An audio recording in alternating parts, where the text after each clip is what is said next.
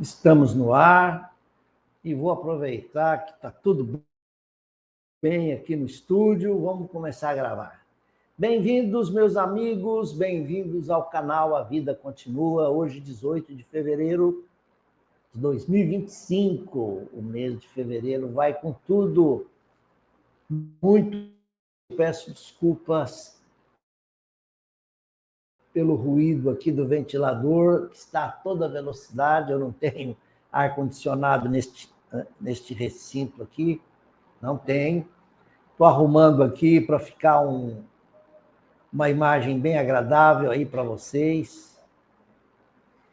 O microfone está ok, a câmera ligada. Vamos começar a gravar hoje com o tema, que é um tema recorrente, que está aí dia a dia na mídia, e no Centro Espírita é tema que a gente está sempre veiculando. Amemos as nossas cruzes, tirando delas as melhores lições possíveis. Não se rebele, não se revolte. Nada no mundo ocorre por acaso. Acaso é a negação do caso. Caso. O A é negação da palavra caso, que é causa. Dizer que as coisas aconteceram sem causa é um absurdo filosófico. Não, as coisas têm causa. Do contrário, seria admitir que o nada faz alguma coisa, né? Eu ouvi recentemente uma palestra aí no audiolivro não foi, eu vi mesmo no YouTube, uma palestra de Décio Iandoli Júnior. É um médico, membro da Associação Médico Espírita, acho que de Mato Grosso do Sul, ou é de Santos. Sei dizer que ele fazia uma palestra na Casa Espírita de Campo Grande, de nome Centro Espírita Maria Modesto Cravo, que é nome de uma grande médium que ajudou o doutor Inácio durante muito tempo, doutor Inácio Ferreira, lá no sanatório de Uberaba. A história de Maria Modesto é muito bela. Mas o que eu quero dizer é que o Décio falava sobre o acaso também. E sendo ele também médico e cientista, ele fez umas colocações muito bonitas. O acaso não existe. Se formos ao Evangelho, Jesus mesmo disse: não há uma folha que caia sem que o Senhor o queira. Em outro momento, em Mateus e Lucas também está lá, até os cabelos de vossas cabeças estão contados. Porque a lei divina é perfeita e ela opera de tal modo que as circunstâncias na Terra sempre se dão obedecendo a essas leis. Eu até trouxe aqui para compartilhar, mas não consegui puxar a página, estou com um problema aqui no software. Eu queria mostrar para vocês que algumas coisas ocorrem e deixam o homem atônito, perplexo, porque foge ao seu controle. E o homem tem horror àquilo que ele não pode controlar, o imponderável. Por exemplo, cai um avião, mata todos os seus ocupantes. Mas como? O homem fica assim. Foi um erro do controlador de voo, do piloto, um problema da máquina. Vamos saber a causa para que não ocorra mais, quer dizer, para que a gente tenha controle sobre os acidentes. Vamos culpar aí as autoridades. Recentemente, bem recentemente, ainda está sendo reverberado na mídia, um ciclista pedalava pela ciclovia. De repente, ele foi abordado por dois elementos numa moto que pediram o celular. Não ouvimos o que eles... se houve uma altercação entre eles, mas as imagens mostram que o ciclista entregou o celular e levou um tiro e morreu. Os ciclistas aí de São Paulo fizeram abaixo-assinado, estão se mobilizando, foram à Polícia Civil pedir mais segurança, pedir providências, porque não é possível. Agora, do ponto de vista moral, que é o que nos interessa aqui, Por que morreu-se Cristo daquela forma? Foi o acaso? Mas o acaso não existe. Então, como é que isso aconteceu? Estava previsto? Mais ou menos. O gênero de morte para esse irmão aí era esse. Era um gênero de morte assim. As circunstâncias do momento contribuíram, conspiraram para que fosse naquele momento. E assim se deu. Está duvidando? Vai brigar com Deus. Ou você não crê em Deus. Se você não crê em Deus, então o acaso existe. O universo surgiu espontaneamente. Alguns materialistas dizem, foi o Big Bang. Mas quem promoveu o Big Bang é uma causa anterior a uma causa anterior. É Deus. Engraçado, Deus, as pessoas não querem admitir, mas ele é um nome que risca o acaso do vocabulário das pessoas. E, de fato, nada ocorre sem a chancela, o beneplácito do Pai Criador. Tudo está previsto. Você vai falar, mas até o que eu vou fazer hoje, o que eu vou comer, está previsto? Não. Mas o gênero de vida que você vai enfrentar, sim, você escolheu. Gênero de morte também. Onde estão os seus pontos fracos? Você sabe. O que você precisa melhorar? Está aqui dentro. Pensa, observa. Então você sabe que não está no mundo para brincadeira. Não, não estamos. Não estamos. E é preciso, portanto, dizer às pessoas, é o que eu estou tentando fazer aqui com o meu programa, dizendo que a doutrina espírita é uma fé raciocinada, é uma filosofia que faz você filosofar também. Até gostei muito do que eu vi aqui, do que disse... Não, na verdade, não foi nem o Richard, mas ele colocou aqui no livrinho dele, para ler e refletir. Ele pôs: falsíssima ideia formaria do espiritismo quem julgasse que a sua força lhe vem da prática das manifestações materiais e que, portanto, obstando-se às manifestações, você mina a base do espiritismo. Não tem evento, não tem fenômeno, não tem espiritismo. Não. A força do espiritismo está na sua filosofia, no apelo que dirige à razão, ao bom senso. Na antiguidade, era objeto de estudos misteriosos, que cuidadosamente se ocultavam do vulgo. Só os iniciados tinham acesso. Hoje, para ninguém tem segredos. Fala uma linguagem clara, sem ambiguidades. Ambiguidade é palavras ambíguas, tem duplo sentido, você não entende direito. Não, o espiritismo é claro, é assertivo, não tem palavras complexas, difíceis. Fala uma linguagem clara, nada há nele de místico, místico no sentido ruim da palavra, né? Ou seja, que pede para você rezar 3 Ave Maria, 3 Padre Nosso, para você se benzer sempre, usar roupa branca. Não tem misticismo.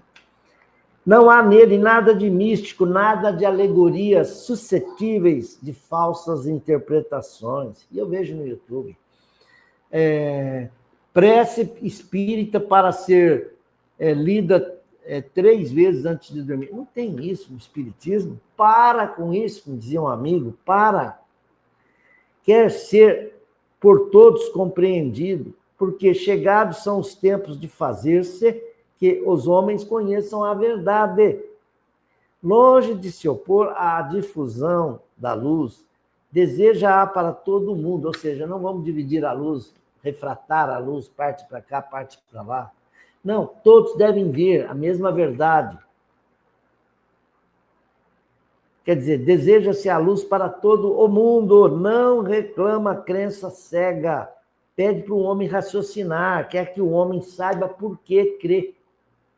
Apoiando-se na razão, será sempre mais forte dos que os que se apoiam no nada. Allan Kardec, em O Livro dos Espíritos, que o Richard colocou aqui no seu livro, para abrir aqui um capítulo novo aqui.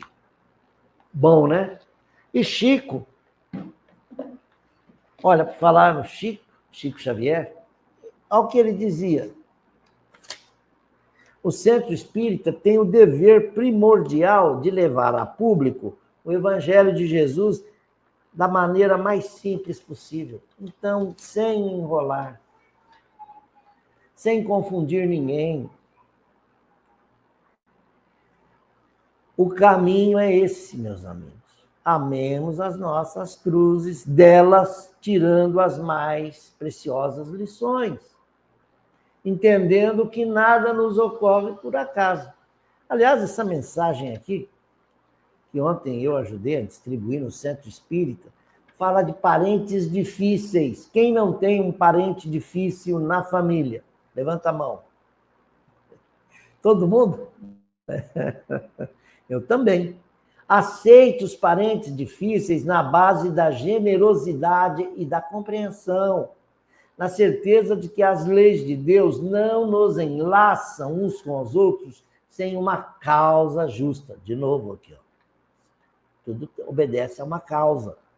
O paciente, o parente problema é sempre um teste com que se nos examina a evolução espiritual. Muitas vezes a criatura complicada que se nos agrega à família traz consigo as marcas do sofrimento ou deficiências que lhe foram impostas por nós mesmos em passadas reencarnações. Você vai negar a reencarnação? É admitir que o acaso existe.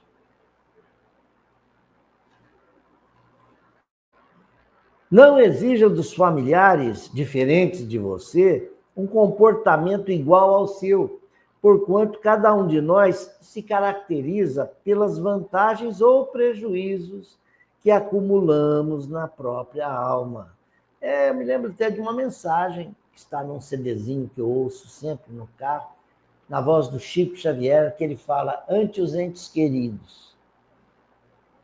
É provável que nessa vida você ocupou boa parte dela cuidando dos entes queridos. É o que nos absorve mais ao longo da existência.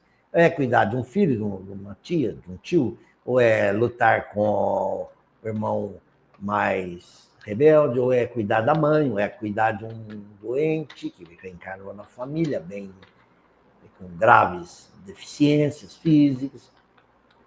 Mas não podemos querer impor aos nossos entes queridos que eles pensem como nós, e nem dizer a eles que eles vivam segundo a nossa cartilha. Não, não. Cada qual está na busca de si mesmos. Eles estão buscando a autoafirmação, quer dizer, eles estão se afirmando com os seus valores e você deve respeitá-los. Ajude sem atrapalhar, mas dê a sua simpatia, dê a sua postura de apoio, de companheirismo. E não adianta, como eu ouvi numa palestra recente, acho que foi do Décio mesmo, não adianta você dizer, olha, eu vou fazer o máximo que eu puder com esse, porque na próxima eu não quero estar com ele. Próxima reencarnação, não quero estar com essa figura. Não, não pense assim, não. É melhor você fazer bem feito a tarefa. Senão, vai voltar lado a lado, viu, gente? Não adianta. Não tente se descartar dos parentes difíceis, com internações desnecessárias. Interna. Ah, não, ele está com distúrbios, dupla personalidade, ele está com bipolaridade, ele está surtando, é um risco. Interdita ele. Como eu ouvi isso aqui na minha família? Interdita fulano, eu vou dar o juiz dá um atestado. O paciente foi lá, falou com o médico falou, ele não está doente, não. Eu não vou assinar o laudo. Todo mundo ficou, claro, o esquizofrênico é louco, mas não é burro. Ele chega lá e convence o médico. Os loucos são eles. Já aconteceu isso. Eu levei um parente para internar na clínica, dizendo para ele que ele ia para um spa. Fui mantendo a mentira até chegar na clínica. Aí vieram os enfermeiros e falou, o que é isso aqui? Eu falei, é uma clínica, meu irmão. Você vai ficar bom. Ele fala, não. Epa, Vieram com a injeção, falou, isso é coação. Não, não. Aí conversaram com ele muito razoável, parece que ele recobrou a consciência, o bom senso, e falou, quem tá louco é o rapaz aí, eu. Quase que eu fiquei no lugar dele. Aí o médico falou, não, você faz um tratamento ambulatorial, tá bom?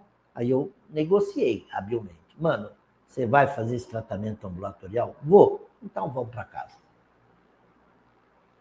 Não fez tratamento ambulatorial, coisíssima nenhuma. E está hoje aí com seus 76 anos, surtando, surta, volta, fica na boa, tem outro surto, volta na boa, mas não cometeu suicídio. É isso que eu mais quero no mundo. Eu quero que ele passe a existência tomando cada gota desse cálice. E o ajudamos, todo mundo ajudando. Ajudando, quer dizer, dando a ele todo o aparato, preces, pondo o seu nome lá no centro espírita, pedindo vibrações, que ele seja assistido, que nas suas crises ele não parta para uma atitude aí infeliz.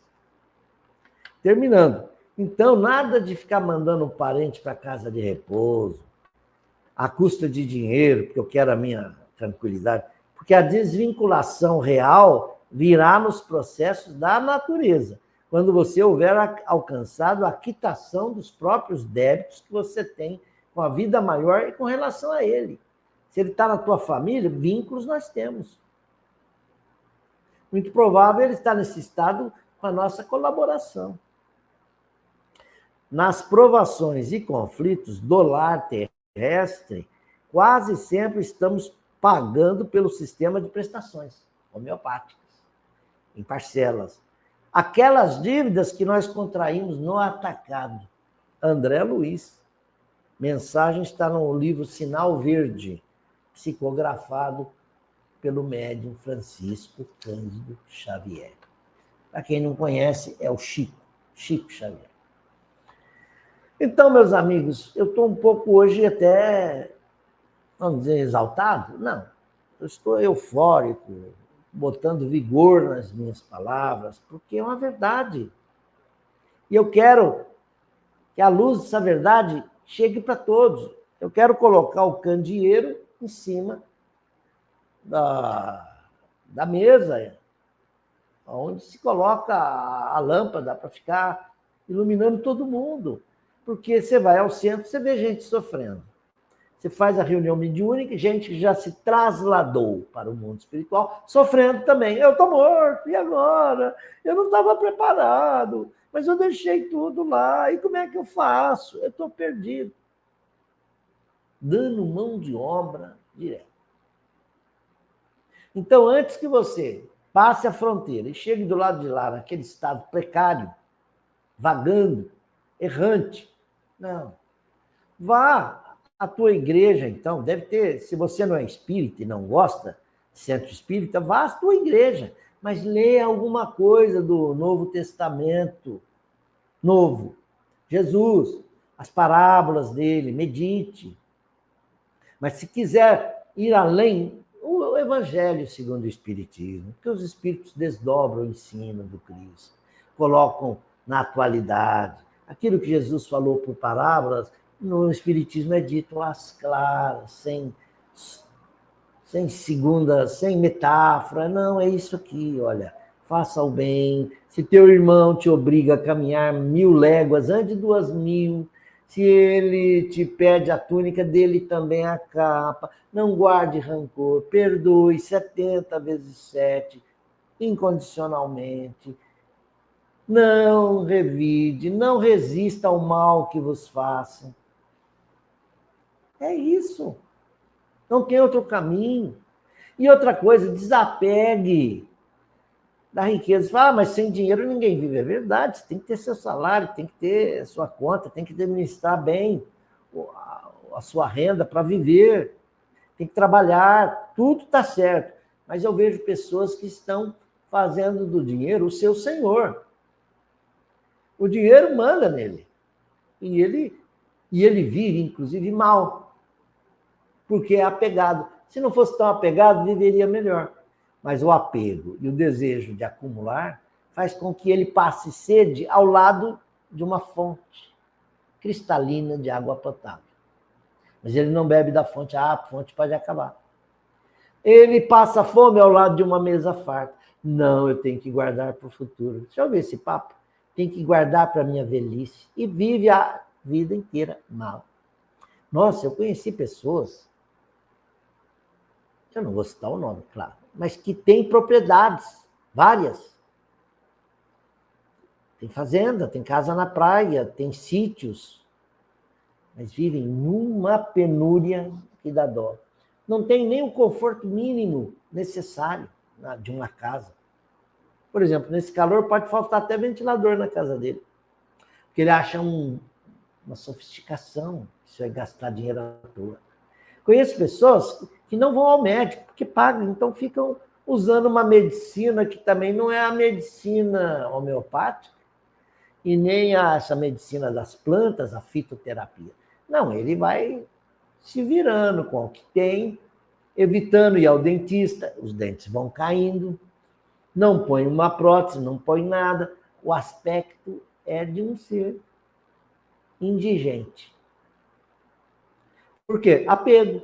Se tem dinheiro, aplica. E aí não tira, porque precisa receber os juros. Não tira. E se você precisa de 10 reais dele, não dá, não. Se der, vai ser meio sofrido. Então, em Jesus, no seu diálogo com o moço rico dizia a ele: o que eu faço para ter a vida eterna? Ele dizia: ame, cumpra a lei, o que está escrito na lei. E ele falou a lei inteira. Ele falou: então faz isso. Mas isso eu já faço, o que mais eu preciso? Bem, aí Jesus viu que ele era aquele cidadão que, na verdade, não cumpria as leis todas. Não. Alguma coisa não estava certa ali. Pela riqueza que ele acumulava, e ele gostava de participar dos jogos, nos circos romanos, gostava de conduzir a biga, apostas do tipo. Jesus disse ao moço, mancebo: bem, já que você já cumpriu toda a lei, nada mais te falta, deixa tudo e vem comigo. Deixar tudo? Aí o moço titubeou e disse: não, não posso, ainda não posso, porque possuía muitas riquezas. E onde está seu tesouro, está lá seu coração. Diz Amélia Rodrigues, num livro muito bonito, que o Divaldo psicografou, que esse moço, isso pode estar na tradição dos evangelhos, tá, gente? Se não estiver também, mal não vai falar.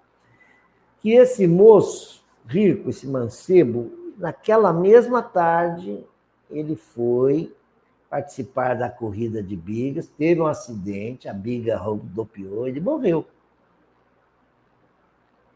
E ainda teve tempo, nos estertores da morte, de refletir. Deixa tudo e me segue, vem comigo. Muito bem, amigos, eu estou olhando aqui se está indo tudo bem, porque às vezes você faz a live inteira e o som não saiu. Eu estou vendo que o som está ok, mas está na hora de chamar a nossa vinheta, não é? Preciso chamar a vinheta aqui, faz parte a vinheta do nosso programa, é um arquivo de vídeo que eu chamo, está chegando aí. Espero que não a nossa vinheta. Vamos. Já já a gente volta.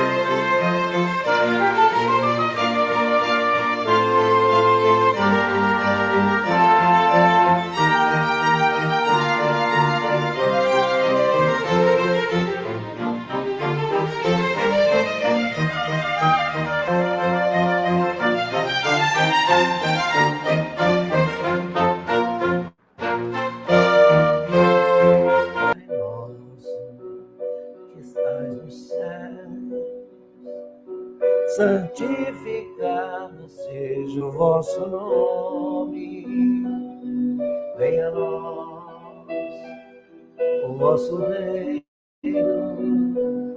seja feita a vossa vontade, assim na terra como nos céus, assim na terra, como nos céus. O pão nosso de cada dia, dai-nos hoje, perdoai as nossas dívidas, como perdoamos aos nossos devedores. Não nos deixeis cair em tentação, mas livrai-nos do mal. Mas livrai-nos do mal, assim seja.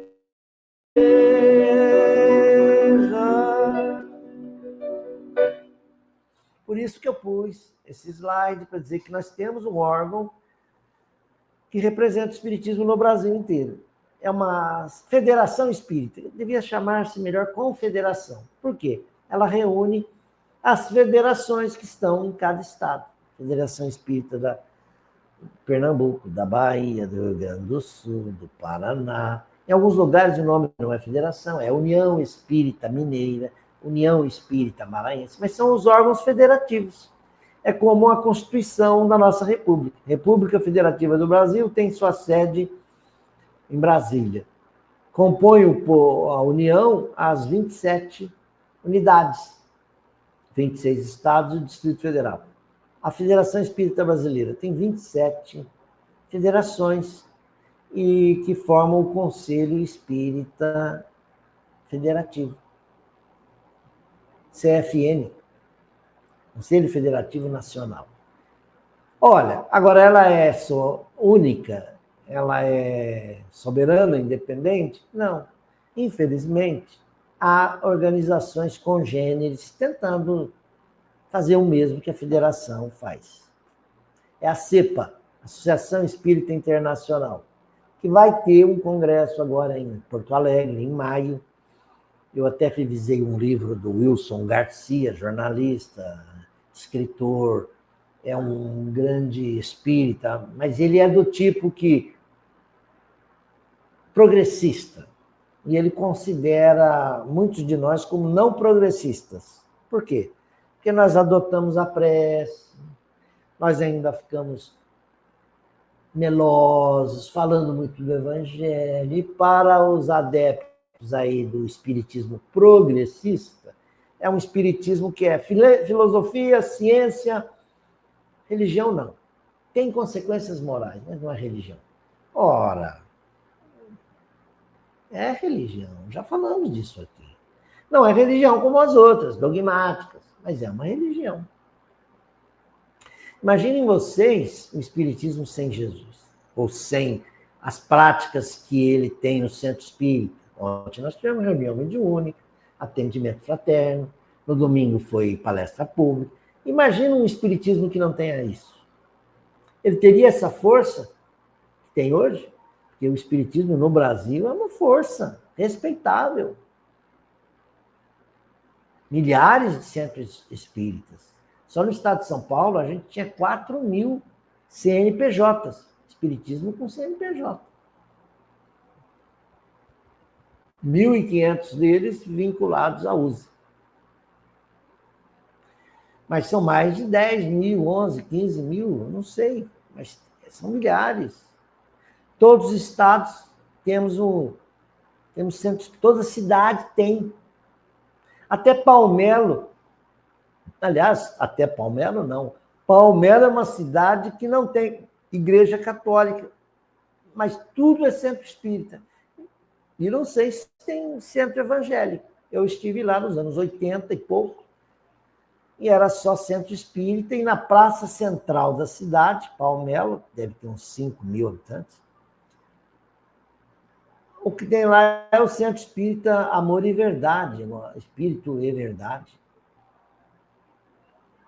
É um centro espírita. E onde ficou muito famosa a cidade por operações, cirurgias espirituais. Mas eu quero dizer a vocês que o espiritismo é uma doutrina de fé raciocinada. Ele nos faz pensar. Tanto é que o acaso aí, houve acaso na morte aí congressos realizados pelos espíritos. Bezerra de Menezes foi presidente da FEB, muito conhecido no Rio, e mesmo espiritualmente é muito venerado, porque ele volta e meia aparece, ou se apresenta nos centros espíritas, ajudando, socorrendo, curando. Ditou muitas receitas através do Chico e também do Divaldo Franco. E através do Divaldo ele tem feito mensagens psicofônicas. O Divaldo entra num processo de transe e que até as feições se transformam. Maxilar, os aspectos, é uma transfiguração, né? E o Bezerra, com a voz dele, ele transmite mensagens belas. Então, o Brasil ganhou uma força, e o Espiritismo está ainda presente no mundo, porque pelo seu aspecto religioso, porque o científico, as pessoas creem e amanhã não creem mais. Veem os fenômenos e no outro dia descreem. Allan Kardec, na França, é um ilustre desconhecido. Você vai lá, os franceses nem sabem quem é. Tem pessoas que já esteve lá visitando o túmulo de Allan Kardec. Olha lá, o túmulo do homem. Tem lá aqueles dizeres lá. Nascer, morrer, renascer, progredir sem cessar, estava ali. Que fala, nossa, esse túmulo está sempre florido, sempre tem visitantes. Por que será? Você tem que falar para os franceses quem é Allan Kardec. Mas o espiritismo está presente no mundo. E ele, no tempo de Kardec, tinha muitos adeptos. Chegou a ter 1 milhão de adeptos na época de Allan Kardec. Ele divulgava pela Revista Espírita. E a procura pelas ciências, pelo que há além. O positivismo fazia isso, as pessoas tentarem provar as coisas. A química estava surgindo, a física, a biologia, a astronomia ocupando o lugar da astrologia. Então, o magnetismo, que era muito estudado, mostrou que isso era apenas o começo de uma revelação muito maior, o espiritismo. O espiritismo hoje tem também na França, na Bélgica, em vários países da Europa, na Itália, na Noruega, na Polônia, é estudado lá. Na Espanha cresceu muito, em Portugal também. Cuba, se não me engano, é o segundo país mais espírita do mundo, é Cuba. Na Colômbia, na Argentina, Bolívia, Paraguai, nos Estados Unidos. Eu sou membro de uma sociedade de federações espíritas americanas. Recebo aqui o boletim, atualizado semanalmente, vejo os eventos que ocorrem. Não é só brasileiro, não, americano, nativo também. Conhece o espiritismo. Aliás, onde começaram lá os fenômenos com as irmãs Fox? Nos Estados Unidos, em Hydesville, no condado de Rochester, Nova York. Eu faço questão de hoje fazer uma abrangência dessa, porque todo mundo que cai na live pode estar caindo pela primeira vez. Nós somos um ser trino, formado de corpo, espírito e perispírito. A codificação de Allan Kardec, os seus livros, a sede da Sociedade Espírita Parisiense, na Passagem Santana. Mas agora, Chico, o carteiro dos espíritos, como ele popularizou o espiritismo aqui. Mas também Eurípides, Ivone Pereira, Carbachuta, Batuíra, quantos mais? Eurípides Barçanufo, já falei, né? Mas falo de novo. Quantos trabalhadores estão aí divulgando? Divaldo, Raul, hoje na modernidade. E eu trouxe aqui o Livro dos Espíritos para mostrar que acaso não existe mesmo. Vocês viram a morte do ciclista, mas há outras mortes, bala perdida. O sujeito está caminhando na rua, cai uma pedra na sua cabeça. O sujeito está atravessando uma ponte, dirigindo seu carro, a ponte quebra, ele aparece no centro espírita e não sabe o que aconteceu com ele. Quero dizer a vocês que todos os fatos da nossa vida estão ligados às circunstâncias que conspiram para aquilo. Abraham Lincoln via um velório na Casa Branca. E ele se aproximou, isso era um sonho, e viu que o homem velado era ele próprio, lá no salão oval lá da Casa Branca. Isso uma semana antes. E ele comentou com assessores. E uma semana depois, no teatro, ele é morto a queima-roupa. Abraham Lincoln, um grande democrata americano. Há casos assim, de premonições. As pessoas sabem o gênero de morte que devem ter, o gênero. Tem pressentimento. Eu vejo pessoas que trabalham muito pela causa dos suicidas. Provavelmente tenha sido gente que se dedica muito para salvar as pessoas do câncer. Provavelmente tem também perecido assim. Eu vejo pessoas que têm uma escolha natural, um impulso para ser bombeiro, salvar vidas, muito provavelmente, pois vidas a perder. Pessoas que perderam vidas em esportes radicais hoje se expõem ao risco, mas com um fim útil. Ele sabe que poderá morrer num caso desse. Pessoas que, num acidente, são movidas por uma vontade tão grande de ajudar, que se arriscam ao fogo ou pulam na água e vêm a perecer. Uma pergunta no Livro dos Espíritos, a 854, eu deveria mostrar primeiro a 853. Vamos ver se ela está aqui. Ou não está. É que se o Espírito perguntou, como Kardec perguntou aos Espíritos,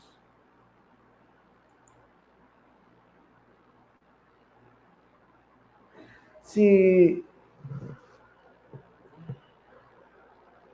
era possível evitar a morte. Sim, todo o tempo nós estamos evitando a morte.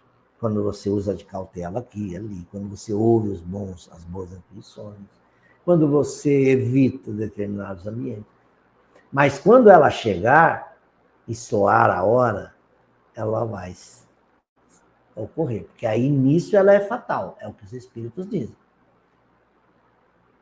É fatal. Soou a hora, morreu, não volta. Não volta. Se está morto, não vai voltar. Nem Lázaro voltou da morte. Lázaro estava num sono cataléptico. À época, os corpos eram sepultados rapidamente. Não se conheciam as doenças que hoje nós conhecemos, que deixam o indivíduo praticamente inerte. Nós não temos casos aí de um sujeito que estava num saco preto, os médicos julgavam morto, e lá no IML ele furou o saco preto.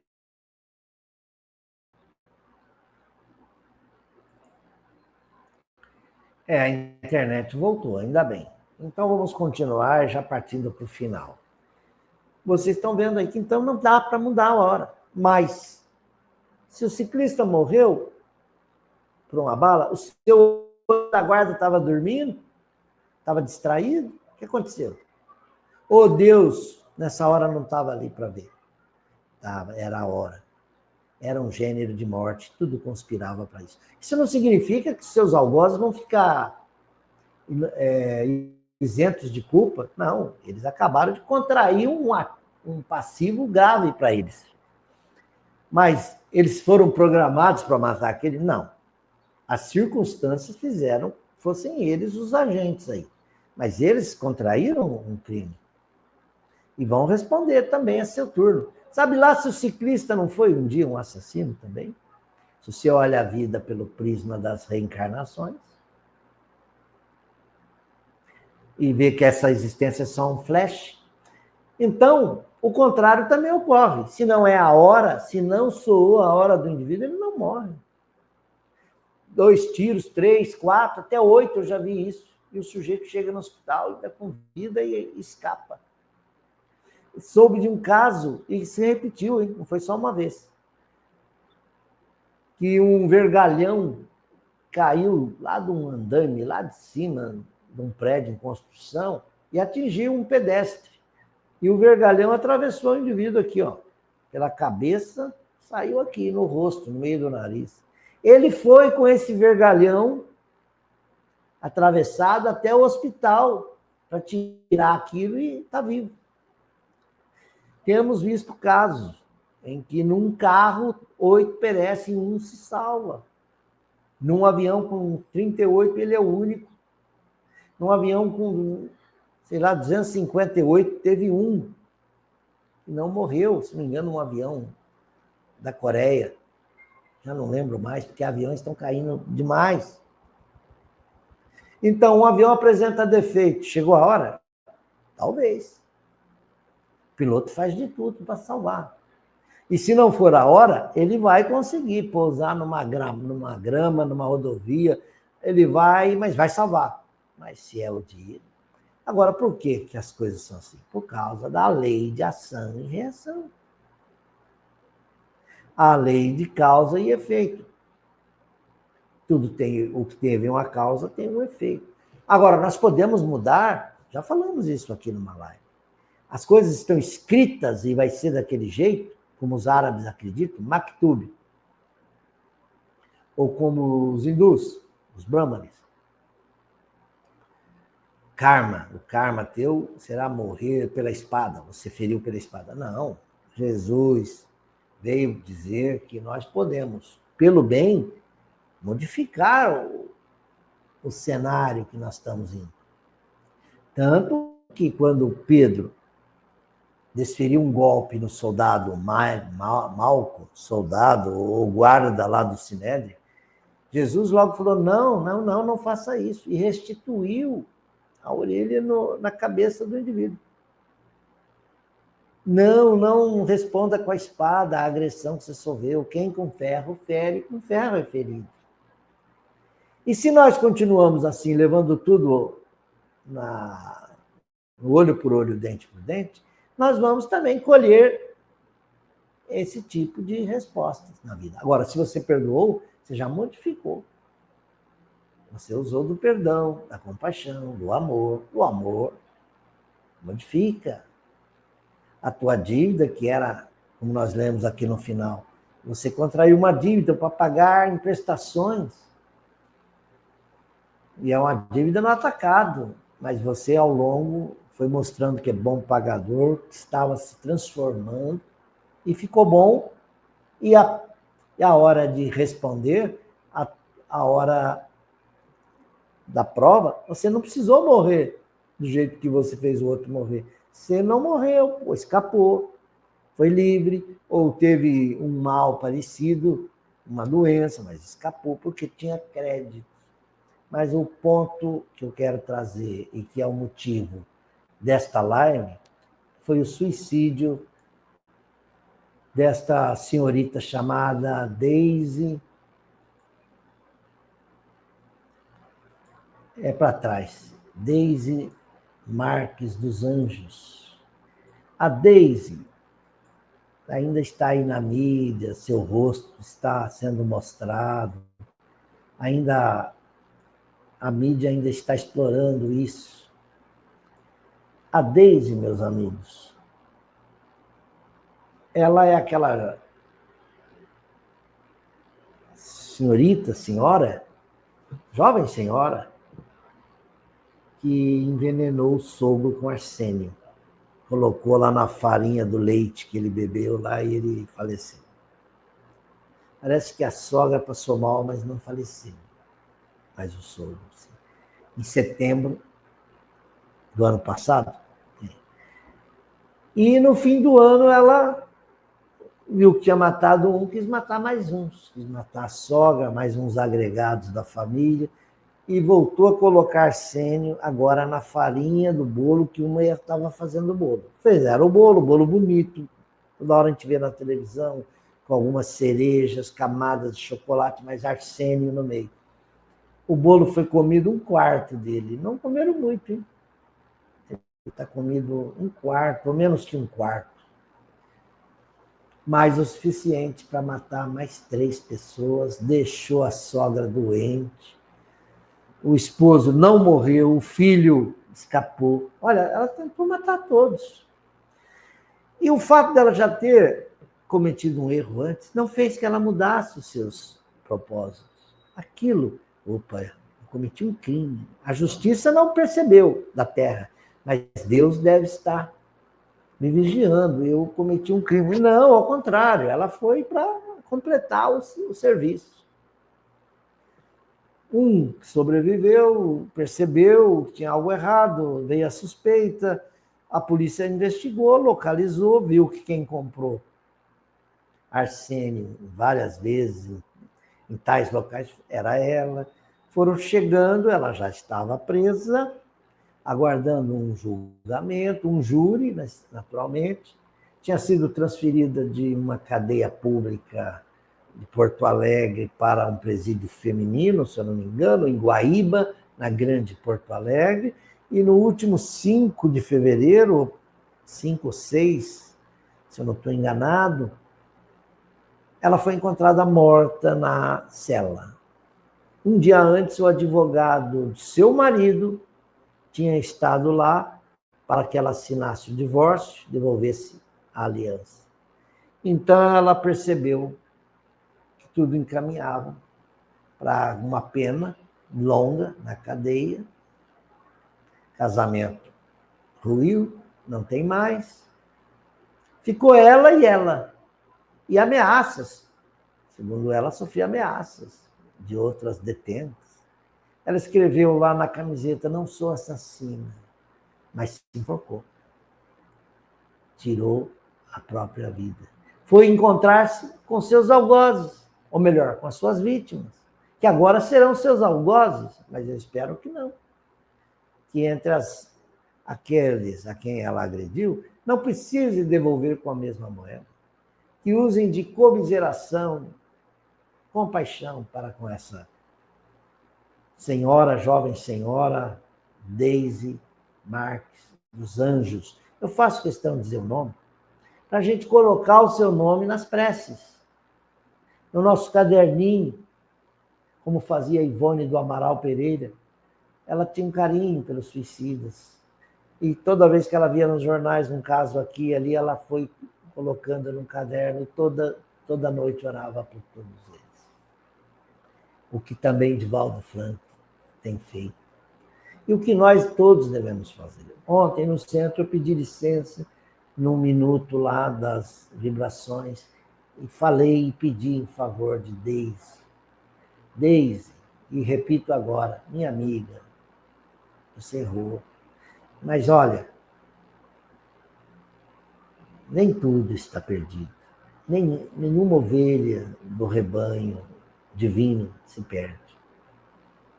Deus não quer a morte do pecador, ele quer que o pecador se salve. Então, você errou, vamos começar a reparar?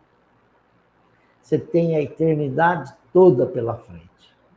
Vamos consertar? Vamos consertar. Meus amigos, aí então foi a nossa live de hoje, um pouco triste, mas eu queria terminar cantando. Lembrando a vocês que não há uma folha que caia sem que o Senhor não queira. Que, aliás, é nome de uma música nossa. Não há uma folha que caia sem que o Senhor não queira. É tudo que eu vos peço agora, pela vida inteira, ó Deus. Ó Deus, que tem poderes sobre a terra, fazer.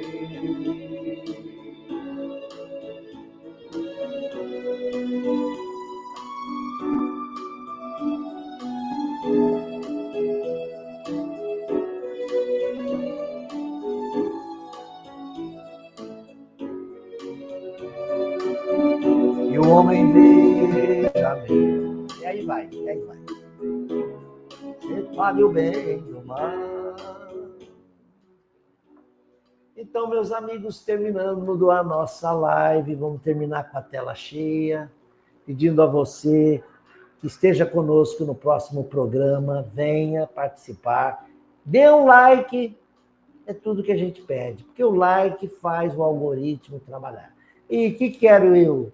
Virar um influencer? Não. Eu quero que a mensagem espírita, consoladora por excelência, caminhe e ajude a divulgar o Evangelho do Cristo e a mensagem de imortalidade. Isso é tudo. Fiquemos em paz, fiquemos com Deus. Até a próxima, se Deus quiser, com mais um. A vida continua.